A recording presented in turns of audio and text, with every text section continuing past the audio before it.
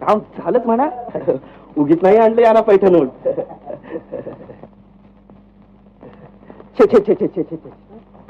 आता कसलं काम होतंय तुमचं? म्हणजे तो पाच ज्ञान्या मूर्तिमंत अपशकून आडवा आलाय.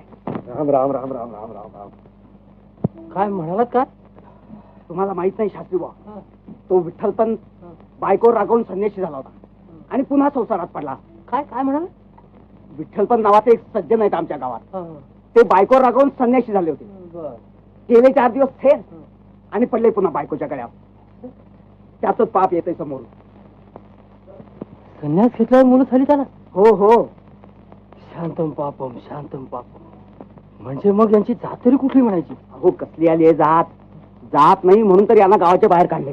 मोठी दळभद्री तोंडाची कारची. चला झालं 4 पावलं परत.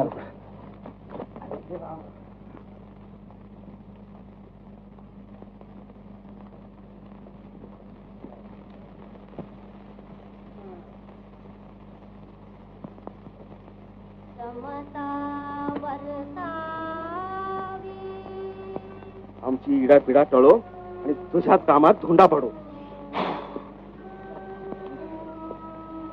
दंभो दर्पोभिमानस्य क्रोधः पारुष्यमेव च अज्ञानञ्चाभिजातस्य पार्थ संपदमासुरीम्.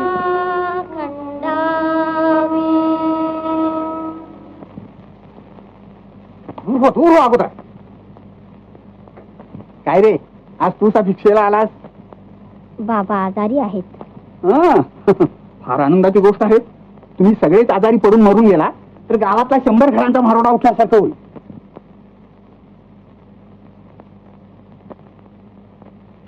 दूर हो म्हणतो ना. तुझी सावली पडून माझं अंगण मिटाते दिसतंय की नाही तुला? खबरदार माझ्या घरी भिक्षेला आलास तर. धड भिकारी नाही धड ब्राह्मणही नाही. संन्यासाच्या विषय वाचनेचं मूर्तिमंत पाहत तू. तुला घातलेली भिक्षा चांडाळाच्या नरकात टाकल्यासारखी आहे.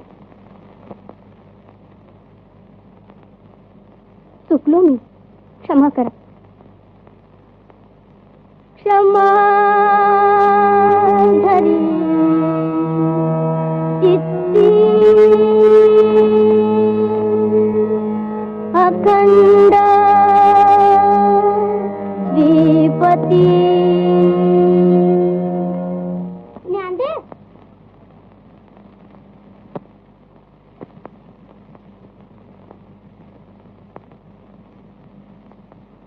एकतत्व चित्ती ध्यायी जेसु.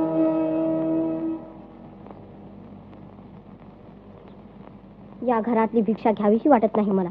तर घ्यावीशी वाटत नाही म्हणे. का नाही वाटत ते तुझ्या वडिलांना विचार. काय नको यात विचारायला. बाबा काय कुणाला भिक्षा घालू नको म्हणत नाहीत. पण मला भिक्षा घातली तर ते रागवतील तुझ्यावर. रागाव देत. पण तुझे वडील नाही ना रागवणार? कशाबद्दल? माझ्याकडून भिक्षा घेतल्याबद्दल? मुळीच नाही. मग झालं तुला भिक्षा घालणारच मी घेणार नाही. त्या मी तुला सोडणारच नाही. नाही तर नाही. असं काय करतोस रे ज्ञानदेव?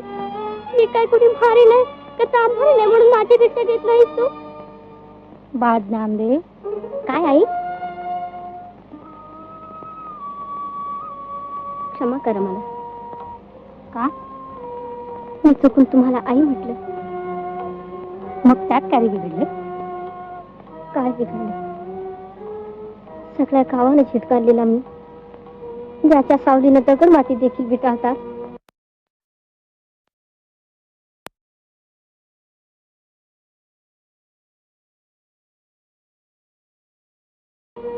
किती ऐकल्यावर कुणीही आई म्हणून शोधली असते.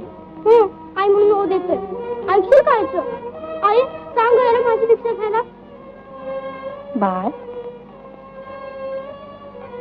एवढा मात्र मला आग्रह करू नका. का? विसोबांना आवडणार नाही ते. मग त्यांची भिक्षा घेऊ नको. त्यांच्या घरातली देखील भिक्षा घ्यावीशी वाटत नाही मला. इतका रागवला तू त्यांच्यावर. पण माणसानं घराकडे बघू नये, माणसानं बघा. त्यांचा राग नवीन काढ नको रे. मी काही नमुदयावर रागवलं नाही. पण मला ते नाहीच बरं वाटत. पण आता आपलाच एका धरण्यानं दुसऱ्याला दुःखवतात येईल तर? दुसऱ्याच्या सुख दुःखासाठी माणसानं स्वतःच मन मारावं. तसंच म्हणशील तर मारावं. दुसऱ्याला सुख देण्यासाठी माणसानं कसलाही त्याग करावा असा माणूस धर्म आहे.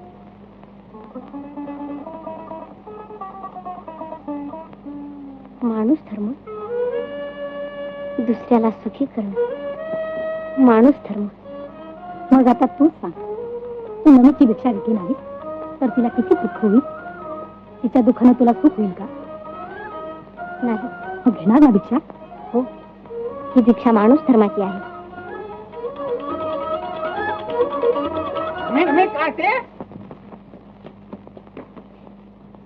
काय रे, मी बजावलं होता ना माझ्याकडे भिक्षेला येऊ नको म्हणून, आणि तुम्हाला तरी धर्माची चाड आहे की नाही? संन्याशाच्या पोटाला भिक्षा घालता एवढी सुद्धा हक्क नाही. पण मी माझं धान्य तुम्हाला पाप्यांच्या पोटात जाऊ देणार नाही. नरकाचं साधन करून ठेवते आहे मला.